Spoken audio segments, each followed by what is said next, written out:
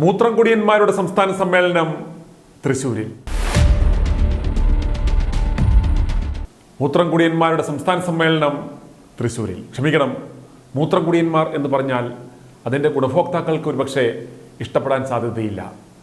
അവർ അവരെ സ്വയം വിശേഷിപ്പിക്കുന്നത് സുമൂത്രപാനികൾ എന്നാണ്. അതുകൊണ്ട് ഞാൻ ആ മഹാത്മാക്കളെ സുമൂത്രപാനികൾ എന്ന് വിശേഷിപ്പിക്കുകയാണ്. സുമൂത്രപാനികൾ നോക്കിയപ്പോൾ നാട്ടിലെ സകല എ ക്ലാസ് സർട്ടിഫൈഡ് തരികടകളും അലവലാദികളും വരെ സംസ്ഥാന സമ്മേളനവും ദേശീയ സമ്മേളനവും മസിൽ ഷോയും ഒക്കെ നടത്തുന്നു. അപ്പോൾ പിന്നെ എന്തുകൊണ്ട് സമാനമനസ്കരായ തങ്ങൾക്കും ആയിക്കൂടാ എന്ന് അവർ ചിന്തിച്ചു കളഞ്ഞു. മാത്രമല്ല, തങ്ങൾ മാത്രം നല്ല ശുദ്ധമായ ചൂടുമൂത്രത്തിൻ്റെ ചൂടും ചൂരും ആസ്വദിക്കുകയും അതിൻ്റെ ഗുണഫലങ്ങൾ അനുഭവിക്കുകയും ചെയ്താൽ പോരാ, നാട്ടുകാർ മൊത്തത്തിൽ അനുഭവിക്കണം എന്ന തേക്കിൻകാട് മൈതാനം പോലെ വിശാലമായ ആ മാനസികാവസ്ഥയിൽ നിന്ന് ഉരുത്തിരിഞ്ഞു വന്ന ഒരിതാണ് ഈ പരിപാടി. ഏത് പരിപാടി?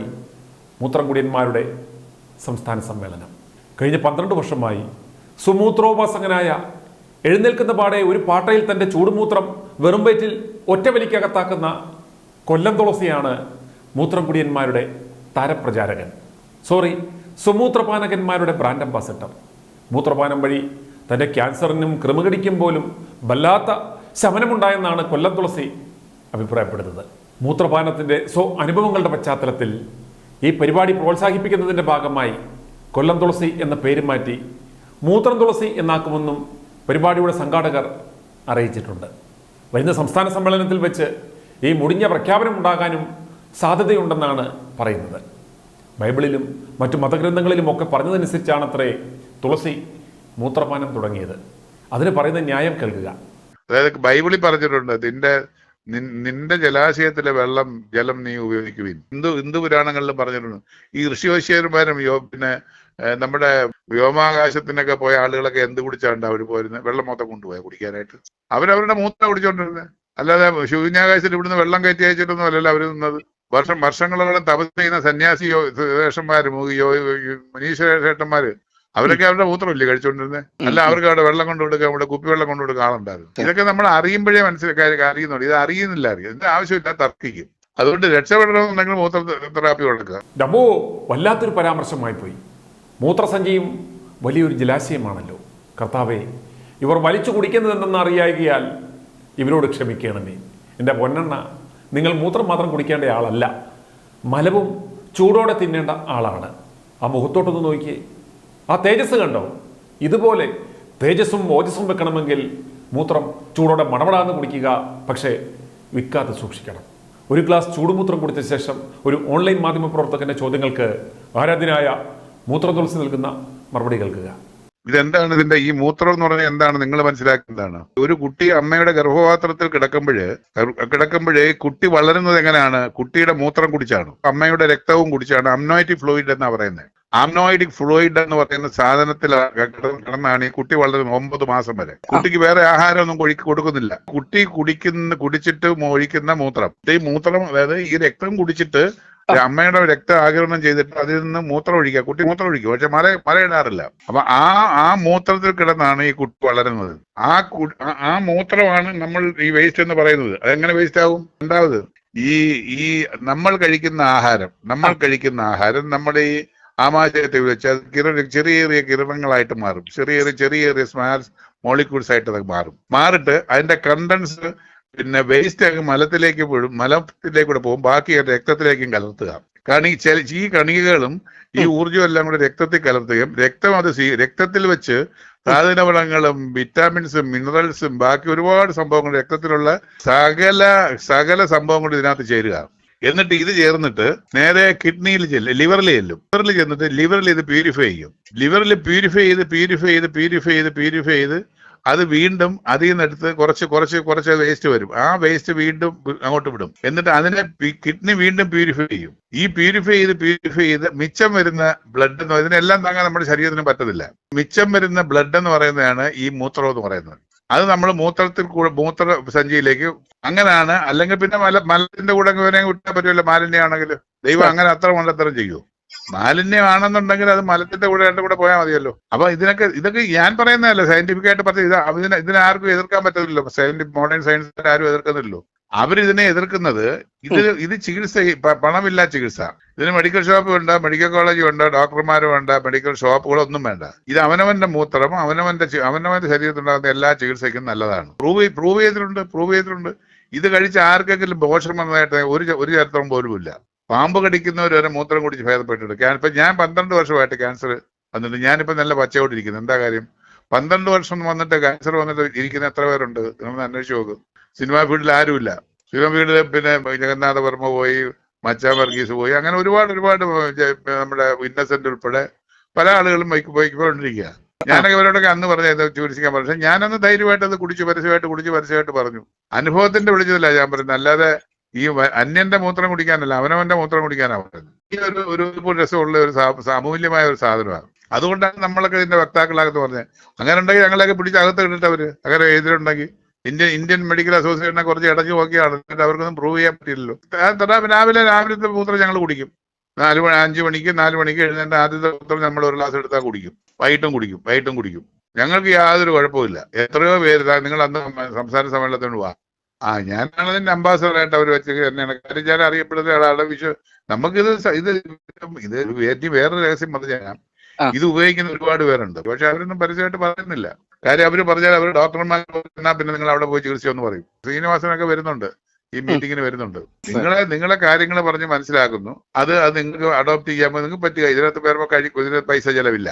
ഇനി മൂത്രപാനത്തിന്റെ ഉൽപ്പത്തിയും ചരിത്രവും ഒക്കെ തേടിപ്പോയി ശാസ്ത്രം നോക്കിയാൽ മൂത്രം പോകില്ല എന്ന മഹത്തായ കാര്യം കണ്ടുപിടിച്ച പ്രമുഖ സുമൂത്രപാനി അരവിന്ദാക്ഷൻ നായർ വക്കീൽ പറയുന്നത് കേൾക്കുക. വെറും ആച്ചിപൂച്ചികളൊന്നുമല്ല സുമൂത്രപാനികളുടെ പിന്മുറക്കാർ. നല്ല തറവാടുകളും സമുന്നത വ്യക്തിത്വങ്ങളുമൊക്കെയായിരുന്നു അവർ. ഇതിൻ്റെ അടിത്തറ നമ്മൾ ശരിക്കും അറിയണമെങ്കിൽ നമ്മൾ മൊറാർജി ദേശായിലേക്ക് തന്നെ പോകണം. മൊറാർജി ദേശായി ഇന്ത്യയുടെ പ്രധാനമന്ത്രിയായിരുന്നു, മൂത്രം കുടിച്ചിരുന്നു എന്നുള്ളതല്ലാതെ ആളുകൾക്ക് മൊറാർജി ദേശായി എന്തിനായിരുന്നു മൂത്രം കുടിച്ചതെന്ന് ചോദിച്ചാൽ അവർക്ക് ഇപ്പോഴും അതിൻ്റെ ഉത്തരം അവർക്ക് അറിയില്ല. അവരാരും ഇതൊന്നും അറിയാൻ ശ്രമിക്കുന്നില്ല. നമുക്കറിയാം, ഇന്ത്യ കണ്ട ഏറ്റവും ബുദ്ധിമാന്മാരായ രാഷ്ട്രീയക്കാരിൽ ഒരാളായിരുന്നു ശ്രീ മൊറാർജി ദേശായി. അദ്ദേഹം പക്ഷേ ഇന്നും മൊറാർജി ദേശായിക്ക് മുൻപും പിൻപുമുള്ള പ്രധാനമന്ത്രിമാരെ ഇപ്പോഴും ആളുകൾ വളരെ കാര്യമായി ഓർക്കാതെ പോകുന്നുവെങ്കിൽ മൊറാർജി ദേശായി ഇപ്പോഴും നമ്മൾ ഓർക്കുന്നതിൻ്റെ കാരണം അദ്ദേഹം സുമൂത്രപാനം ചെയ്തിരുന്നു എന്നുള്ളതാണ്. അപ്പോൾ നമുക്കറിയാം, മൊറാർജി ദേശായി ഇന്ത്യ കണ്ട ഏറ്റവും നല്ല ഫൈനാൻസ് മിനിസ്റ്ററായിരുന്നു. അത് കഴിഞ്ഞ് ഇന്ത്യയുടെ ഏറ്റവും നല്ല പ്രധാനമന്ത്രിമാരിൽ ഒരാളായിരുന്നു. ഇന്ത്യ കണ്ട ഏറ്റവും ആത്മാഭിമാനമുള്ള രാഷ്ട്രീയ നേതാക്കളിൽ ഒരാളായിരുന്നു. ഏറ്റവും വിദ്യാസമ്പന്നരായ രാഷ്ട്രീയ നേതാക്കളിൽ ഒരാളുമായിരുന്നു ശ്രീ മൊറാർജി ദേശായി. അദ്ദേഹം ഏകദേശം 30ാമത്തെ വയസ്സിലാണ് സുമൂത്രപാനം തുടങ്ങുന്നത്. മൊറാർജി ദേശായിക്കും ഹുയാൻ സാങ്ങിനും ഒക്കെ കൂച്ചാമെങ്കിൽ പിന്നെ നിങ്ങൾക്കൊക്കെ സ്വല്പം ചൂടോടെ സേവിച്ചാൽ എന്നാ കുഴപ്പം? അയ്യേ എന്നറയ്ക്കുന്നവരോട് പറയുവാനുള്ളത്, ശരിക്കും ഇത് വളരെ പൗരാണികമായ ഭാരതത്തിൽ നിലനിന്നിരുന്നൊരു കാര്യമാണ്. ഏതാണ്ട് ഭഗവത്ഗീതയോളം തന്നെ പഴക്കമുള്ള ദാമരതന്ത്രം എന്ന കൃതിയിലാണ് സുമൂത്രം നമുക്ക് ഔഷധമായി ഉപയോഗിക്കാം എന്നാദ്യമായി പറഞ്ഞത്. ഇപ്പോൾ അറപ്പ് മാറിയില്ലേ? നല്ല തീർത്ഥം പാനം ചെയ്യുന്നതുപോലെ വെറുതെ കുടിക്കാം. രാവിലെ ഒരു ഗ്ലാസ് മൂത്രമൊക്കെ കുടിച്ചിട്ട് ക്രോസ് വിസ്താരം നടത്തുമ്പോൾ എതിർഭാഗം വക്കീൽ മാത്രമല്ല മജിസ്ട്രേറ്റ് പോലും ഫ്ലാറ്റാക്കുമെന്നാണ് അനുഭവസ്ഥനായ വക്കീൽ വെച്ച് കീച്ചുന്നത്. നടന്മാരും വക്കീലന്മാരും മാത്രമല്ല സുമൂത്രത്തിൻ്റെ മഹത്വം രുചിച്ചറിഞ്ഞിട്ടുള്ളത് ഡോക്ടർമാരുമുണ്ട്. എന്താ വിശ്വാസമായില്ലേ? എന്നാ കാണും. BP, ഷുഗർ, ഇവയ്ക്കെല്ലാം തന്നെ ഞാൻ ഉപയോഗിച്ചു. ഞാനൊരു ഹോമിയോ ഡോക്ടർ ആണെങ്കിൽ പോലും അതിനേക്കാളും കവച്ച് വെച്ചുകൊണ്ട് യൂറിൻ തെറാപ്പിയിലൂടെ എനിക്ക് സുഖം പ്രാപിക്കാൻ കഴിഞ്ഞു. 2-3 മാസം കൊണ്ട് തന്നെ എൻ്റെ ശരീരം നിറച്ചുണ്ടായിരുന്ന സോറിയാസിസ് കംപ്ലീറ്റ് മാറി. അതോടൊപ്പം തന്നെ ഞാൻ സ്റ്റാർട്ട് ചെയ്ത് ഒരാഴ്ച കഴിയുമ്പോഴത്തേക്ക് തന്നെ എല്ലാ മെഡിസിനും സ്റ്റോപ്പ് ചെയ്തു. ഇതിൻ്റെ ചികിത്സാ രീതിക്ക് കുറേ കാര്യങ്ങളുണ്ട്. അവയെല്ലാം തന്നെ പരിപാലിച്ചു കഴിഞ്ഞാൽ വിത്തിൻ ഡേയ്സ് നമുക്ക് സുഖം പ്രാപിക്കാൻ സാധിക്കുമെന്നുള്ളതിന് ഒരു തെളിവ് ഞാൻ തന്നെയാണ്. എനിക്ക് സുമൂത്രപാനികളോട് പറയുവാനുള്ള ഒരേ ഒരു കാര്യം, നിങ്ങൾ വിസർജ്യങ്ങളോട് തിരിച്ചു വ്യത്യാസം വേറുകൃത്യം കാണിക്കരുത്. സുമൂത്രം പാനം ചെയ്യാമെങ്കിൽ സ്വന്തം മലവും നിങ്ങൾ ഭക്ഷിക്കണം. അതാണ് അതിൻ്റെ ഒരു ഇത്. കുടിക്കാമെങ്കിൽ പിന്നെ തിന്നും കൂടെ. ജലാശയത്തിൽ നിന്ന് കോരി കുടിക്കാമെന്ന് കർത്താവ് പറഞ്ഞിട്ടുണ്ടെങ്കിൽ നിന്റെ തോട്ടത്തിൽ നിന്ന് വാരി തിന്നാമെന്നും കർത്താവ് പറഞ്ഞിട്ടുണ്ട്. എന്തായാലും കേരള സർക്കാരിന് പ്രോത്സാഹനം നൽകുവാൻ പറ്റുന്ന ഒരു പദ്ധതിയാണിത്. എന്ത് കോഴയ്ക്ക് സ്കോപ്പില്ലാത്തത് കൊണ്ട് അനുമതി നിഷേധിക്കുമെന്ന്? നിലവിലെ സാമ്പത്തിക സ്ഥിതി വെച്ച് നോക്കിയാൽ സർക്കാരിന് ഇത് വലിയ ആശ്വാസമാകും. ഇപ്പോൾ കാരുണ്യ നിന്നു, കാരുണ്യ ഫാർമസികളിൽ പാറ്റാഗുളിക പോലുമില്ല, മെഡിസെപ്പ് നിന്നു, ഇൻഷുറൻസ് നിന്നു, സർക്കംസെഷൻ ചെയ്യാൻ പോകുന്നവൻ്റെ നാക്കിൻ്റെ അറ്റം പിടിച്ച് കണ്ടിച്ചു വിടുന്നു. ഇതാകുമ്പോൾ ഒരു ചിലവുമില്ല, മെഷീനറി ഇറക്കുവാൻ ആൾ വേണ്ട, നന്നായി ചുരത്തുവാൻ പോഷകവസ്തുക്കളൊന്നും കൊടുക്കേണ്ട, തോന്നുമ്പോൾ ചുമ്മാ ചൂടോടെ കുളിക്കാം. മൂത്രം തുളസിയെ ബ്രാൻഡ് അംബാസഡറാക്കി ഇത് പദ്ധതിയിൽ ഉൾപ്പെടുത്തുക. പറ്റിയാൽ തൃശ്ശൂരിൽ നടക്കുന്ന സംസ്ഥാന സമ്മേളനത്തിൽ ആരോഗ്യവകുപ്പ് മന്ത്രി ഒരു ഗ്ലാസ് മുഖ്യമന്ത്രിക്ക് നൽകി ഉദ്ഘാടനം നടത്തിയാൽ നിങ്ങൾക്കൊരു പദ്ധതിയുമാകും, നാട്ടുകാർക്കൊരു പാനീയവുമാകും.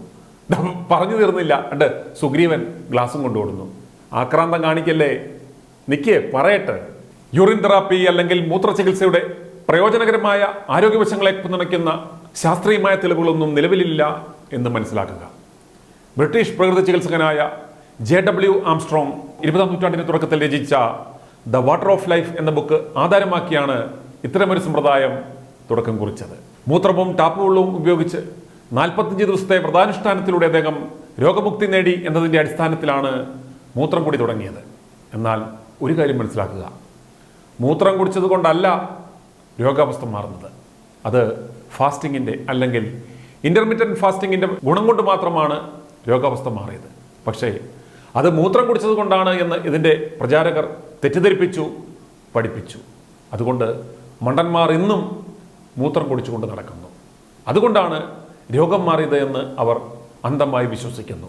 ഓർക്കുക, ഇൻ്റർമീഡിയറ്റ് ഫാസ്റ്റിംഗ് നടത്തിയാൽ ദിവസവും 8 മണിക്കൂറിനിടയിൽ ഭക്ഷണം കഴിക്കുകയും 14 മുതൽ 16 മണിക്കൂർ വരെ ഫാസ്റ്റിംഗ് നടത്തുവാനും സാധിച്ചാൽ 90% ജീവിതശൈലി രോഗങ്ങളും മാറും, ഉറപ്പാണ്.